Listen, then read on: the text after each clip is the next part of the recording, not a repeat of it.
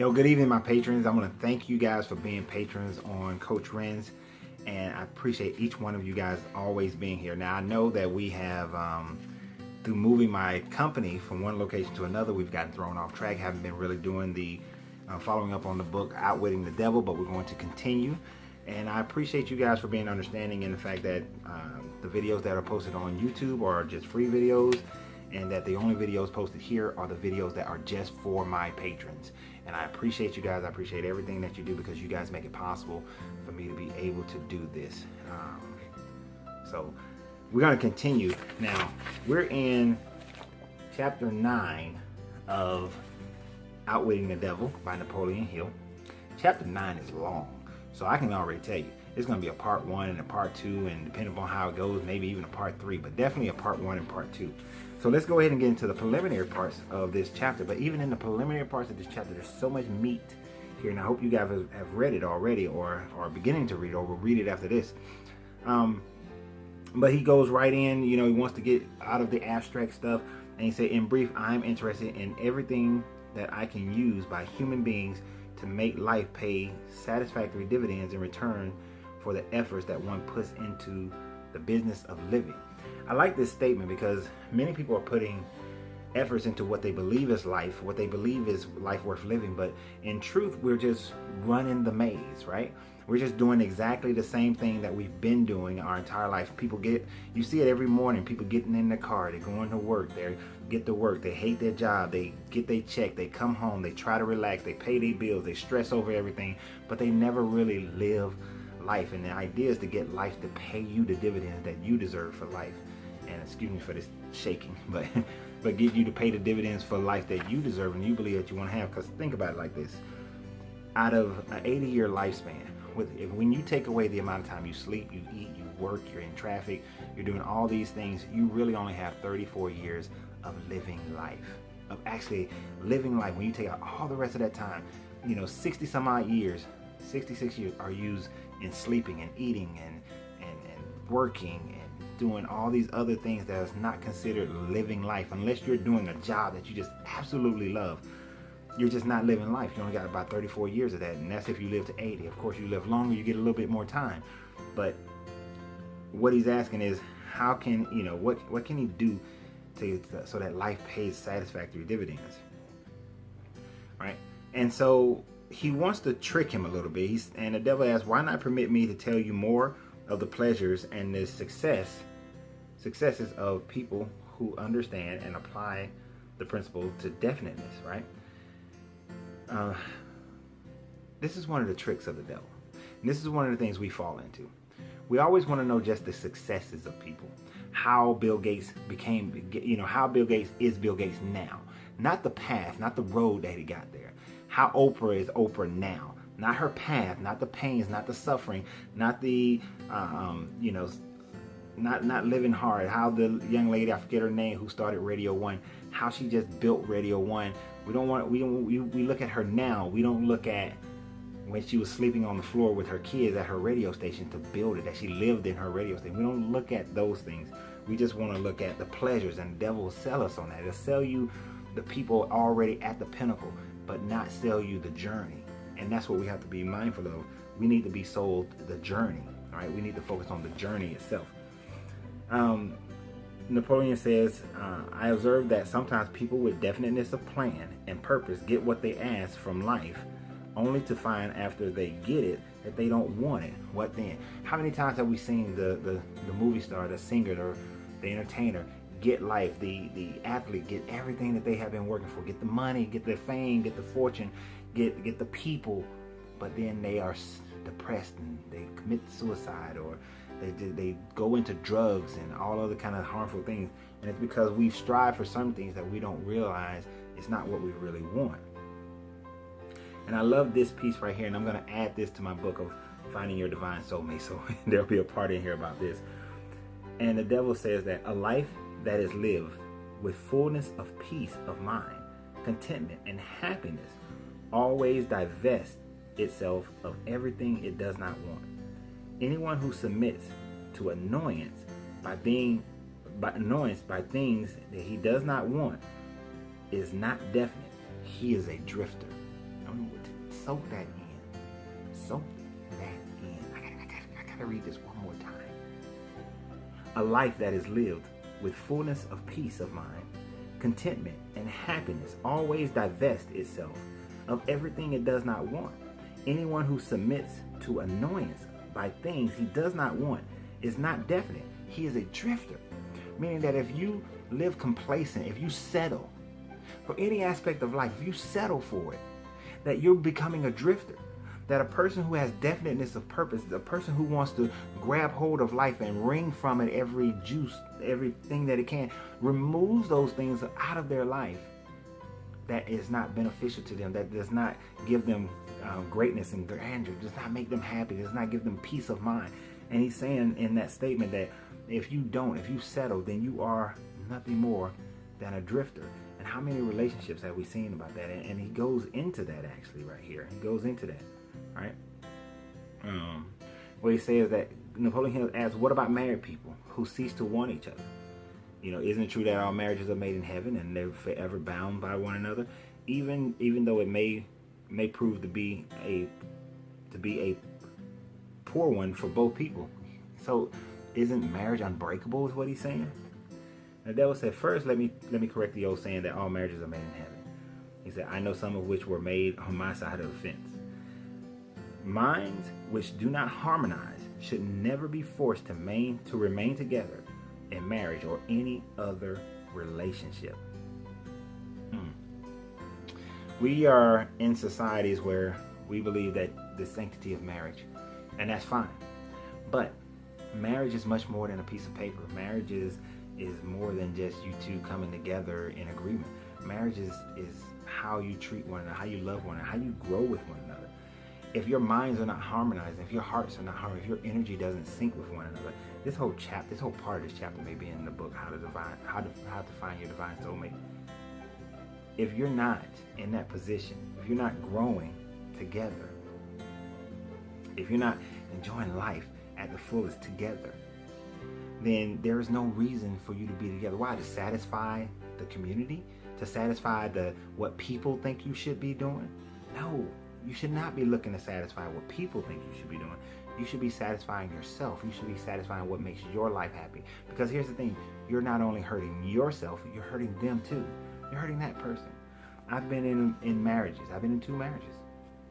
And in both instances, if we stayed together, all we would do would be being complacent with one another, being common, being familiar with one another. And my kids in the first marriage would suffer. Didn't have any in the second marriage. But the life would suffer. My life would suffer. Their life would suffer. We would be just complacent. Eventually somebody would be mean to one another or cheat on one another or just do the worst thing, which is ignore one another, ignore each other. Ignoring something is actually far worse than being mean. And I'm not saying abusive. I would never be abusive physically towards anyone, towards a woman. That's not my way. But it's just the fact of, and you have to excuse me, my contact's a little dry. Yeah, the fact of just remaining in a relationship simply because you feel duty bound. And he talks about that next. He said, aren't people sometimes bound to each other by a relationship of duty? And the devil responds in a way that shocks most people. He said that duty is one of the most abused and misunderstood words in existence. Every person owes himself the duty of finding how to live a full and happy life. Beyond this, if one has the time and energy not needed in the fulfillment of his own desires, one may assume responsibility of helping others. Now, I know some people, their sensibility is going to be hurt by this part. You have people who say that, well, my purpose is to serve. But if your purpose is to serve, and through your serving, that is what makes you happy, then you're still serving yourself, right? It's like Mother Teresa, Gandhi, Dr. King, all these people served humanity. But in serving humanity, they still found their own joy in the fact of doing it. They still served themselves. So even those who say that I only serve, unless you're serving and you're begrudging about it, unless you're serving and you're a slave and you hate it, then you're serving. But look at your life now. Now you hate life. Now you hate what you're doing. How will you ever do your best in this arena if you are hating every moment of it? You can't. You cannot. So therefore, It is best that you serve in ways that make you happy. You do things that make you happy, and in everything that you do that makes you happy, there's a way for you to serve people. I love making videos. I love speaking. I love talking. And I love to study. But in my study, I share it with you. That gives me happiness. So yes, I'm serving you, but I'm also serving myself. If I didn't get joy out of this, if I didn't find this to be exciting and exhilarating, then I wouldn't do it. I just study for myself and keep it to myself. I wouldn't perform here. It's not something I would do. But you have to learn to serve yourself. And I told you guys, part of the reasons why I've suffered in my life is because I served others at my own detriment. I made sure other people were taken care of at my own detriment, which put me in a bad situation and oftentimes put my family in a bad situation. So by serving other people to your own detriment, all you're hurting is yourself and eventually those around you. So you have to serve yourself. He said, doesn't the child owe something in the way of duty to his parents? And he said, no, it's actually the opposite. Parents owe the children everything that they can give them in the way of knowledge that the parent owes the child, because the parent decided to bring that child into this world. The child didn't decide for themselves. But since the parent brought the child, the parent is duty bound to teach that child and give them knowledge and the ability to think for themselves. Now, some parents they overindulge. It says some parents, they have so much of a sense of duty that they overindulge, and they put the children in a situation where the children never have to go and gain anything for themselves. They never have to earn anything. They just get and receive. They just receiving. Where a child needs to learn how to earn what they receive, earn what they get, because otherwise you're putting weakness into the environment. You're making your children weak by doing so. Napoleon Hill actually clarifies him and says that you believe that it is necessary to teach. It's a necessity. You believe that necessity is a teacher of the great sagacity. That defeat carries with it the equivalent virtue of unearned gifts of every nature. Unearned gifts of every nature may become a curse instead of a blessing. Is that correct? And that's exactly. Remember we talked about that in the previous video as far as outwitting the devil. How when people, actually we didn't talk about this in Outwitting the Devil. This is something that we'll discuss when we are doing The Richest Man in Babylon. Actually, I'm confusing the books. In The Richest Man in Babylon, this is something that will be repeated in there, that people who are often just given everything, if they have not learned how to work for anything or to gain anything, and they haven't been learn how to develop anything for themselves, then that person is more than likely to lose it, and having whatever you give them can turn out to be a curse instead of a blessing.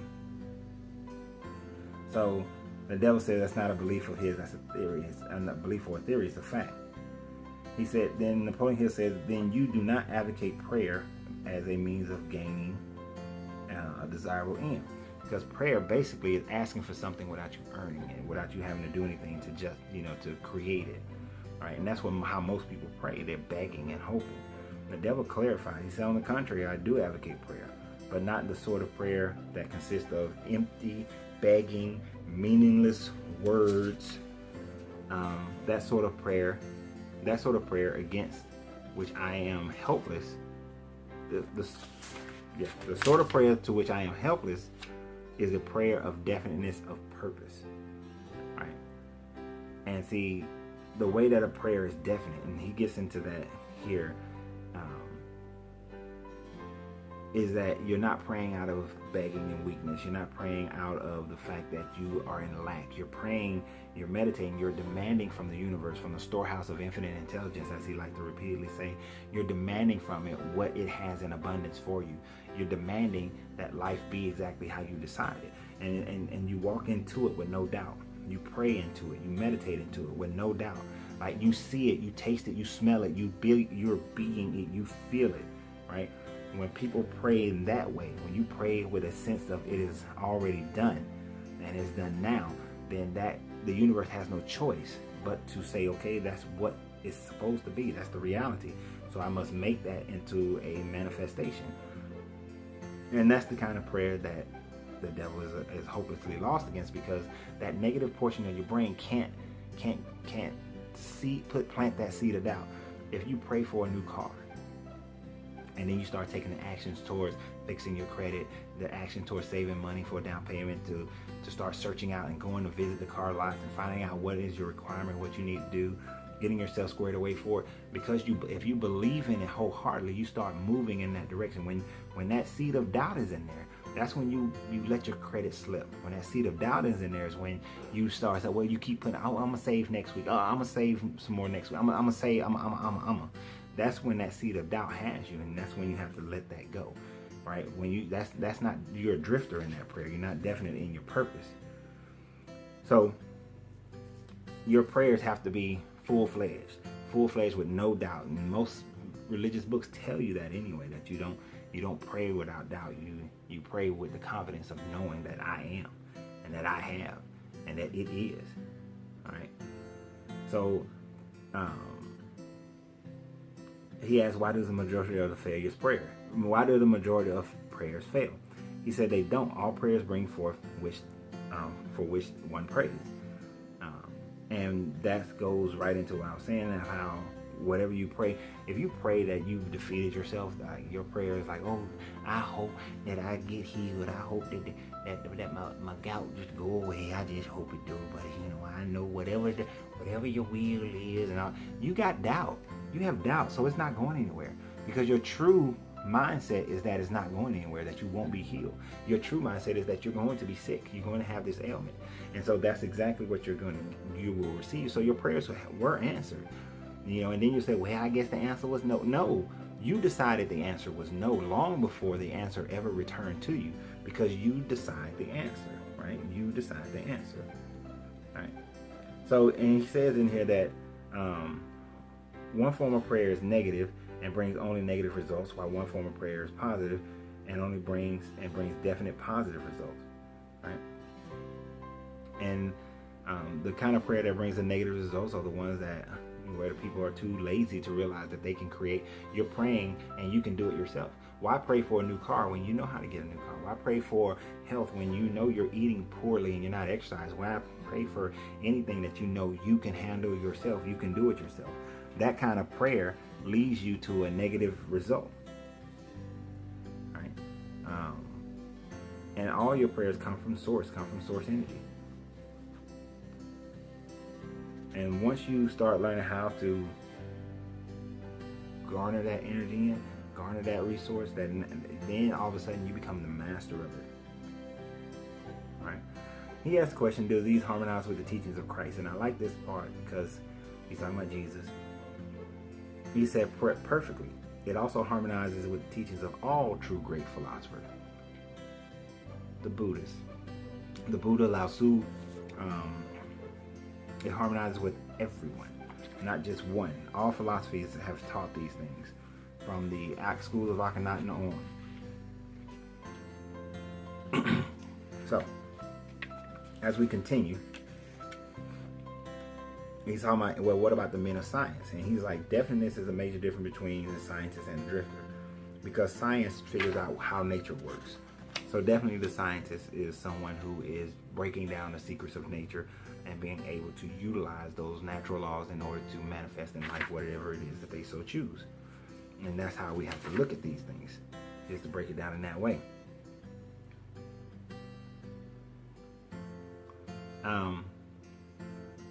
So we continue to talk about being definite in your purpose, right? And how you have to get past ignorance and superstitions and intolerance and fear. That as long as you hold those things, that you will find yourself trapped by them. And this is when he starts to get into the church aspect of it. He said, why don't you take over omnipotence and manage the whole works on your own, and do things your own way? He said the answer is both the positive and the negative charge of energy are necessary of the existence of the electron. All right, so one is balanced equally against the other, stalemated as they were. He said that if this power of balance were shifted the slightest degree, the whole system of the universe will become quickly reduced to a mass of inner energy. Meaning that the devil and God, what we people will call God, good and evil, are one and the same. That in the creation, that if the creator, if God created himself good, then he also created himself evil. That without the good, without evil, you can't have good. That they must be the polar opposite. That one can't exist without the other. That now, from what I believe, that there is just the creative, the infinite mind of creation just created. Didn't create good, didn't create bad. As far as having one having presence over the other, they just exist, and the negative and the positive just exist. No atom can be created without a negative, without the neutrons and the protons. You have to have both neutrons and protons. You can't have one. One cannot be dominant over the other. They must be balanced. So the reason people always ask, like, if God is good, then why did he create evil? Well, without evil, there can be no good. They're one and the same. Flip a coin and they're the same. One's heads, one's tail. You can't get rid of the coin and expect to have one left over. You're still going to have two sides of a coin, no matter how you do it, no matter what you do, no matter how much you try to shave it. You're going to have two sides of the coin. So what the devil is saying is that you can't have good without evil. You can't have God without the devil, right? So it just doesn't work. Now, we've codified books and stories of Adams and Eves and Adama and TT and all these different stories in creation, but at the end of the day, it doesn't matter about these stories in creation. That's man's finite brain trying to conceptualize the infinite. But you can conceptualize this infinite thing that all things have a pole. All things have poles, polar opposite. Whatever one thing is to the right, it has an opposite to the left. There's no way around it. So it's not created that one must be over the other, but they must strike a balance. They have to strike a balance, right? So basically, they both have the same amount of power. Just one uses it better than the other. Both good and bad are coincidental with existence. One is as important as the other. Now, so Napoleon then tries to trick him and say, so you're basically saying that predestination is something that people can't help, that you're going to fail, you're going to have to succeed, that things are already preset. And he was like, emphatically not. Every human being has a wide range of choice in both his thoughts and his deeds. All you have to do is learn how to use your brain. This choice shapes your entire life. Right? Now, since humans have this freedom of expression, this means that it has something that omnipresence, omnipotency, does not have. You see, omnipotency, God, can only express itself in one way. The devil can only express themselves in one way. The positive portions of your brain, the negative portions of your brain can only express themselves in one way. The positive can't express itself in the negativity, and nor can the negative express itself in the positive. But you, as a being of both duality and reasoning and ability to change and express either one, you have something that neither God nor the devil has, and that's the ability to express yourself based on your perspective and your choice. So this is your true power. The devil even says that, let me see if I want to read this part right before it. But right before it, Napoleon Hill said, then it is true that man has rights and privileges not available to either omnipotence or the devil. Is that right? He said, yes, that is true. But you might as well have added that man has not yet fully awakened to the realization of his potential power. Man still regards himself as something resembling the worms of the dust, when the reality is that he has more power than all living things combined. All these, what people call secret organizations, they teach that you have all kinds of power, that you have the power to create the universe and manage it. The whole new age of Aquarius, the new way of thinking, coming out of religion, all those things is telling you that you have the power to create life and create the universe and how you decide that you want it to be. But all these traditions and customs and natural and countries have you confined, have your mind confined to believe that you can only be what they tell you that you can be, that you're filthy rags, that you're not worthy, that you're no better than the dust mite, when truly you have abilities and powers that are far greater than any other being on the planet, any other being in the universe. You create your own universe. You decide what perspective you're going to look at something, whether it's good, bad, whether it's high, low. You can decide. You decide what's tall, what's short. You decide what's cold, what's hot. You decide on the scale where things begin and where things end. Whereas nothing else in the universe can. Everything else just has to go with nature. Every other animal just has to go with their instincts. But you can reason yourself into whatever your perspective is and manifest and create your universe. But the church don't want you to do that. Religion doesn't want you to do that. They want you to stay a prisoner.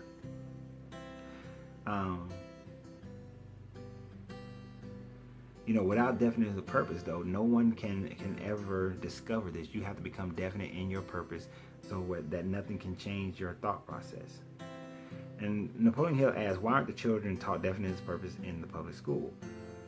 And the devil said, children are sent to the school to make credits, to learn how to memorize and not learn how what they want out of life. And it's funny that this was written in 1938, and even though the book wasn't published until 2011, he already knew that we teach to the test. In 1938, he was talking about how we teach to the test, and kids don't learn critical thinking. That's why today I said go learn the trivium. The trivium is a very forward thinking. It's a way of thinking. It's not forward. It's something that used to be taught a long time ago, but it teaches you critical thinking.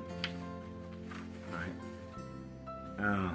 So Napoleon Hill said, I deduce from all that you're saying that neither the school nor the churches prepare the youth of the world with the practical working knowledge of their own mind. He says the only thing that of enduring value to any human being is the working knowledge of his own mind. The church does not permit a person to inquire into the possibilities of his own mind, and the school does not recognize that such a thing as a mind even exists. This is so strong right here, right? Because it's just basically saying that the schools and the church, they want to keep you enslaved. They want you to stay in line. Don't get out of line. Don't even recognize that you have a brain to think in school because you're there to memorize everything. The church at least tells you some stories and let you try to figure in some allegories and think through it. But even that, they want you to memorize the story and memorize their thinking and how they think through it. The goal, the way church should work, is that the story is told and then you're asked to, what do you think? What do you think the meaning of the story is? What do you think was trying to get across? How do you think life should be led based on this story? That's how it should go. That's how it should go, where you're challenged to think about the things that you just read, that you just heard, that you question what was said and what was told to you and the understanding of it, the meaning of it, and not just say, well, this person wrote, 1,000 years ago that this is what this means. Why would you accept that? You're not using your thinking. Put your thinking cap on. Remember that. All right. So Napoleon asked him, aren't you a little hard on the schools and the church? He said, no, I'm merely describing them as they are, without bias or prejudice. And then he said, aren't the schools and the churches your bitter enemy? He said, their leaders may think they are. Now, this is the one thing that's important. People think that they are fighting the good fight. He said, but the churches are my most helpful allies, and the schools run the churches at close second, because they are teaching you fear. In the entire time, fear of poverty. Remember earlier we talked about how, not earlier in this video, but earlier, the fear of poverty and the fear of death is the main two weapons of the devil. And he says that if the schools and the churches had taught people how to think for themselves, where would I be now? Where would the devil be now if people thought for themselves? People thought, why am I in fear? Why am I in fear of poverty? Why am I in fear of death and all this stuff? Death doesn't exist. We just continue on to the next existence. So why should I fear it? One of the last parts we're going to talk about over here is, Napoleon said, this confession of yours will disillusion millions of people whose only hope for salvation is in the churches. Wouldn't most people be better off living in the bliss of ignorance than to know the truth? And this is so vital right here. The devil says, what do you mean by the term salvation? From what are they being saved? The only form of enduring salvation that is worth a green fig to any human being is that which comes from recognition of the power of his own mind. Ignorance and fear are the only enemies from which men need salvation. The only salvation you need is from ignorance and fear. The lack of knowing, the lack of knowledge, and the fear of the unknown, fear of things that is not real, right? And he said, you seem to hold nothing sacred. He said, I hold one thing sacred, and only one thing I fear. And he said, that's the power of individuals through thought, the power of independent thought backed by definiteness of purpose. That is the only fear of the devil. The only fear of your negative portion of your brain is you having independent thought backed by definiteness of purpose, because the only salvation you need is from the salvation of your own self. That's it. That's it. That's the only salvation you need. That was part 1. We're going to go into part 2, where we get more into the schools and how children should be taught and how they can grow, and a little bit more about churches. So I appreciate you guys being here. I know this video was a little bit long. Imagine how long it would be if we tried to do the whole chapter 9. But we'll come back to chapter 9 probably tomorrow or the day after. So y'all have a great day. Remember, you got to free yourself to be yourself, because your greatness is non-negotiable. And I appreciate you guys being on Patreon. And if you're interested in any of these bracelets, please go over to CoachRenz.com and go into the store, click on jewelry, and you'll see these bracelets. Y'all have a great day. Love you. Thank you. Thank you. And thank you.